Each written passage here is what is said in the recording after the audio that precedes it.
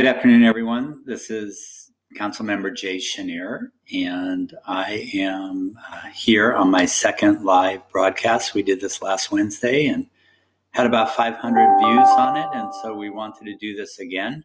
And we'll try to do it every Wednesday as long as we're all working remotely, and try to provide an update for everyone on what is happening with the city and COVID.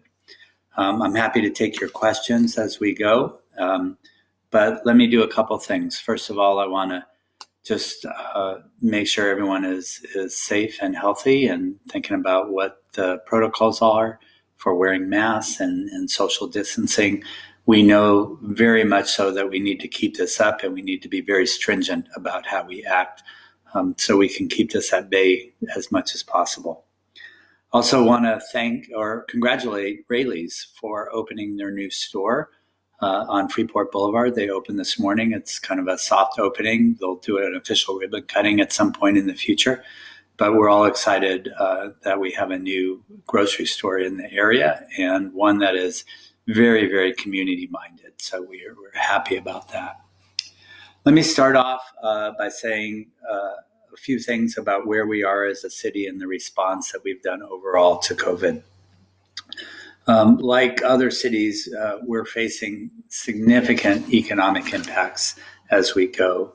I'm going to talk in a minute about what we think is going to happen with next year's budget, but it's very distressing because we've worked so hard to get to where we are, and I think been very smart about how we spend our dollars, building up our reserves, and really being conservative in many, many ways about how we spend our dollars. So while we're not in horrible shape because of this, we are going to have to make some changes as we go forward. We don't have a lot of great data with the county's stay-at-home order going into effect March 19th. We know some of what's happening, and we've made some assumptions and some estimates. But regardless of that, I think the city has acted very quickly to reserve and preserve as much funding as we have and can do. We put on a hiring freeze on all non-essential city services. We've suspended all travel, and we're evaluating all non-essential capital improvement projects that are not already under contract. We also did a COVID-19 impact survey where we reached out to 17 other California cities to understand what they're doing, how they're reacting to this, what steps they're taking. We want to be able to learn from everybody as much as possible. We also are working with our sales tax consultant to validate the modeling assumptions that we've been using. We're talking to the District of Columbia Chief Financial Officer and economist as well. So we have we think, a fairly decent idea of where we'll be and where we'll be for next year. The bad news is that we're looking to bring in $60 million, that's $60 million less in revenue than we did this year. That's general fund sales tax, measure use sales tax, general fund parking revenue, general fund transient occupancy tax, just the general fund portion of the TOT, and our general fund business operations tax. So that's a $60 million hole in our budget. We are going to make up some of that by using one-time money, prior year savings, again, not filling vacancies, and expenditure savings by really limiting how every dollar that we spend. So we are taking a look at it and seeing what we can do to make sure that we're whole. Now, we will get, as I said last week, we will get federal money. We're looking at about $88 million in federal money.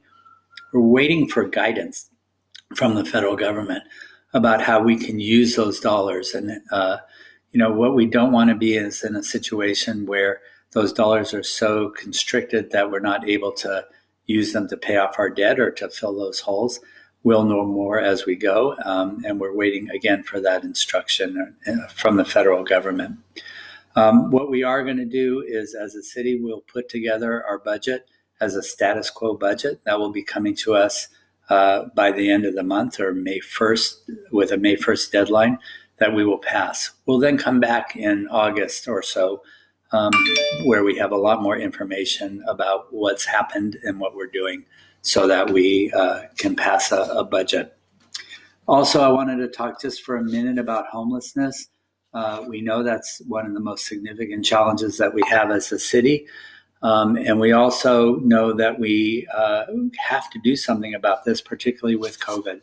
So a couple of weeks ago, the city council passed, actually last week, the city council passed a $15.7 million initiative to house 1,000 people to bring food and support to the encampments that we have and a host of other issues. We don't have numbers yet, but that is all actively happening. We're working with the county on 850 motel beds, and people are actively being moved into those motel beds as we speak. We have trailers up at Cal Expo, and that is happening starting today as well. And then we'll be expanding the services that we provide at some of our current homeless shelters. So that's all happening while the planning and construction continues to move forward on our Meadowview site and on our X Street, WX corridor site as well. So we're continuing to work on those things. We're continuing to elevate and keep homelessness as a critical issue and continue to work on it. So that's the first issue that I wanted to discuss a little bit. The second thing I wanted to just give people an update on is our Donate for Sacramento Response Fund. This is a fund that was set up by the city and Sierra Health Foundation, and I want to thank Chet Hewitt, Richard Dana, Kaing, and Samantha over at Sierra Health, who've all been working very, very hard on this, where we've asked Sacramentans to donate and donate in one of 5 areas. They can donate around unsheltered or homelessness. They can donate to help nonprofits survive what's happening out there. They can donate for children and their families, and then also for small businesses. We also have one general category, and Sierra Health has been working with us. To date, we have raised nearly $1.2 million. Over 900 Sacramentans or organizations or businesses in Sacramento have donated to this fund. So much of that, probably 2/3, has come in very small donations, anywhere from $5 to $25,000. So I just want to say thank you to Sacramento. We have also to date pushed out of that 1.2 million, we've pushed out close to $770,000 into the community already. So let me tell you what we've done on that. On the family support piece, where we're working with United Way, California Capital Region, they've received nearly $171,000. With that money, they've provided support for 177 families, and another 200 will receive financial support, or should have by last Thursday. So that's close to 400 families that have received support out of the generosity of Sacramentans who have donated to the fund. On the small business support, where our intermediary and partner is the Sacramento Asian Pacific Chamber of Commerce, we've put $151,000 in. That the chamber has provided 49 small businesses with financial support, and another 70 should have received support this week. So that is close to 130 businesses that have received support in the form of grants, and also just capacity building so we can help them in any way we can. For the unhoused or homeless individuals, our intermediary has been Sacramento Steps Forward, and they have received over $119,000. With that money, they provided funds to the following groups to help reach the homeless population: Loaves and Fishes, Mercy Peddlers, First United Methodist Church of Sacramento, Show Up Sac, Sacramento Homeless Union, the E49 Foundation, Humanitarian Action Network, Feed Sacramento Homeless, Wind Youth Services, Solidarity of Unhoused People, and Packs for Cold Backs. So those funds, $119,000, has really gone to helping provide food and support for individuals who are homeless. On the nonprofit side, where the Sacramento Region Community Foundation is our partner, And the funds that we gave to them so far, $112,000, has really been multiplied by their own emergency fund. And they provided 25 nonprofits with relief funds, and they'll announce another 25 this week. Finally, we have general support funds, which is being coordinated by the Sierra Health Foundation, as I've said.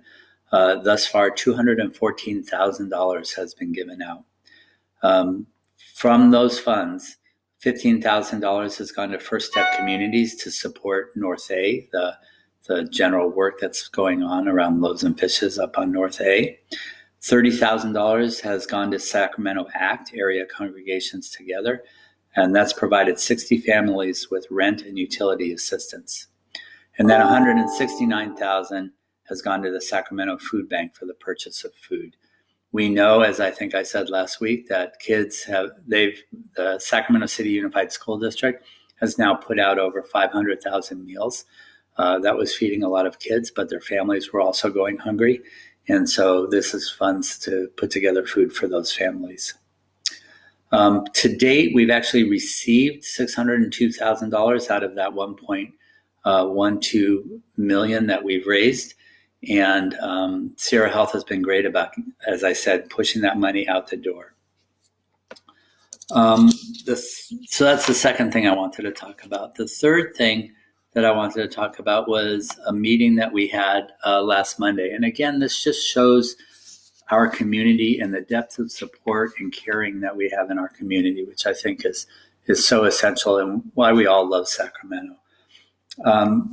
Working with Lisa Murawski from the school board, we put together a phone call to talk about what young people most at risk, most vulnerable need, and they're not getting because of the COVID crisis. We originally thought about inviting the 23 organizations that are running our pop-ups for the city. So that really takes us citywide, all types of organizations and diversity, ethnically, racially, age-wise, of young people. We had a number of people who found out that we were putting this call together and asked if they could join. We, of course, said yes. And we ended up on Monday having 67 individuals and organizations on a phone call talking about what we need to do for our young people and what support we need to provide that they're not getting right now. A lot of the work, so number one, I just again want to say thank you to all of those organizations for putting their time and this goes way beyond words of what they're doing to support young people who so desperately need it. It was interesting, I'll say, to try to facilitate a call on Zoom with 67 different little boxes with people's heads popping up out of them. But I think we did a good job overall and heard everyone. What we want to do, or what we found, is people broke down into kind of 4 areas where they think we need help and where we think young people need help. The first one, and this was overwhelming, was around technology. And that breaks down into 3 things. First, young people having the hardware. So to do distance learning, having a Chromebook or a laptop or iPad, whatever that looks like, to make sure that they can do that. So that's a severe shortage, and we need to continue to work on that. The second piece that is really important is connectivity. So if kids, young people have the hardware, are they connected to the internet? And I know that our partners at AT&T and Comcast have been working hard. We need to continue to do that to make sure that all kids are connected. And then finally, we think we need some professional development for some of the adults on how to do this and how to teach it and work with it, whether it's virtual learning or doing Zoom calls. And so we're going to work on those things as well. So number one issue was technology. The second issue that kept coming up was mental health. We know that we had horribly 2 young people commit suicide a few weeks ago. Teens are in their homes. They're not getting what they need. They may be, so many young people have missed their graduations and things like that. So what do we need to do about teen mental health, and what can we stand up pretty soon, whether it's hotlines or more support services, things like that. The third thing was something that I'm calling connectiveness. How do we make sure that we know where young people are so that young people don't fall through the cracks? So if they're getting depressed, if they have challenges, we can identify and get them services. And then the fourth thing was around summer activities. What are we going to do to make sure that our young people are kept busy during the summer, hopefully can make up some of the education that they've lost with school being out, and overall being in safe places that have positive results. So what we are doing is we've asked everyone to come back together this coming Monday. We will do Zoom breakout groups and really try to explore how do you actualize that? How do you turn into those thoughts into actionable items? And we're not saying these are city responsibilities or school district responsibilities or private. It's all of our responsibilities. So how do we work together really to make sure? And again, I want to thank all the organizations who participated. It was inspiring, really, to see so many folks who care so deeply about our young people. So I have a couple of questions here. Let me see what I've got. So from Martin Rosenberg, our friend in Lawrence Park, he says, please remind all constituents, colleagues, and other friends that our Sacramento Public Library system, even though our libraries are closed and can't now provide in-person services, does have lots of virtual services to inform and amuse us. Go to the Sacramento Public Library website at saclib.org. So thank you, Martin. I think that's great. I think we have a wonderful, wonderful librarian in Rivka Sass, and the library has really taken up a lot of slack as we've tried to implement a lot of these services, but does really a great job in the community. Let me see if I have anything else here. So we are definitely open for questions. I appreciate the folks who are just saying great work. I think it's really our whole city is working. The council is meeting.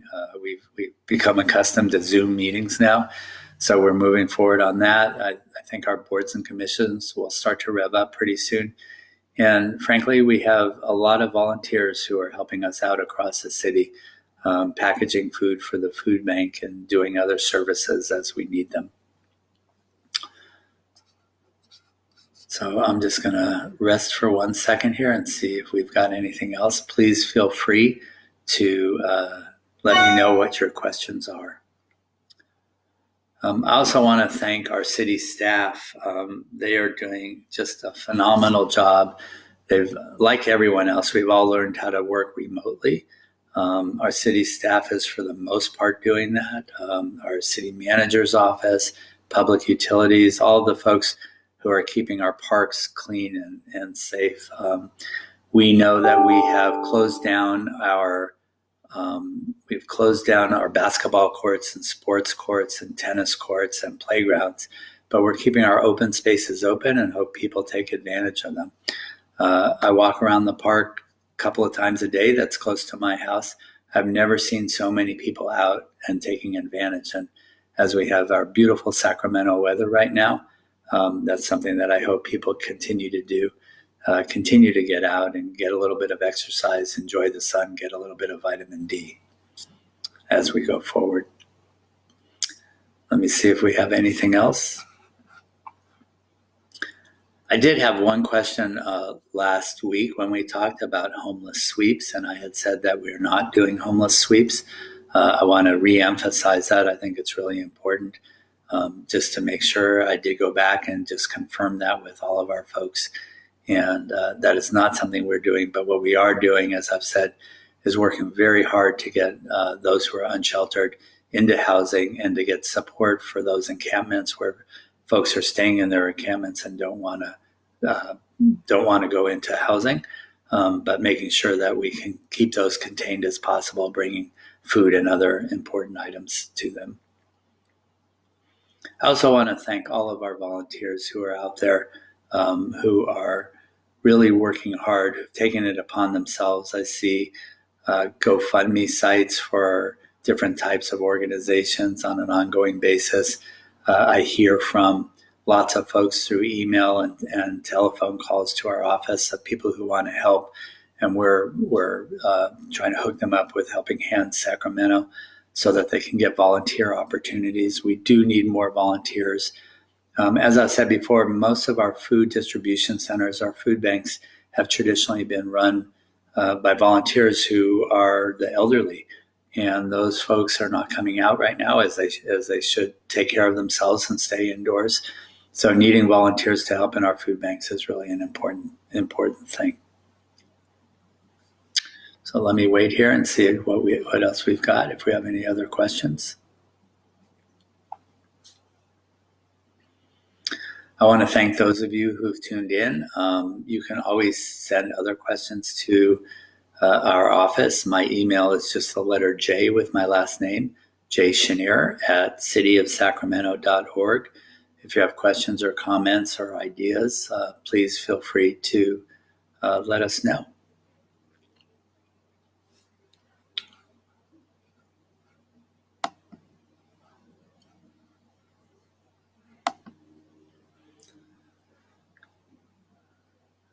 If we have no other questions, we might end this a little bit early. Again, I want to thank all of you who have tuned in, those of you who have written comments for us. So I think we will end this live video. We'll be back next Wednesday at 1 o'clock, and we'll continue to do this as long as we're working remotely.